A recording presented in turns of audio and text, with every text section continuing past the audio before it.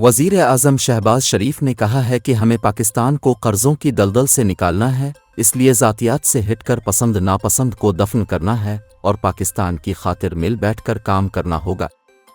वज़ीर आज़म शहबाज शरीफ मुज़फ़्फ़राबाद के दौरे पर पहुंचे, जहां वज़ीर आज़म आज़ाद जम्मू व कश्मीर चौधरी अनवार उल हक़ से उनकी मुलाकात हुई। चौधरी अनवार ने शहबाज शरीफ को वज़ीर आज़म का मनसब संभालने पर मुबारकबाद पेश की। अलावा अज़ीं बारिश और बर्फ़बारी के मुतासरीन से गुफ्तगू करते हुए वज़ीर आज़म ने कहा कि मैं अब से यहाँ इजहार तज़ियत और अफसोस करने आया हूँ।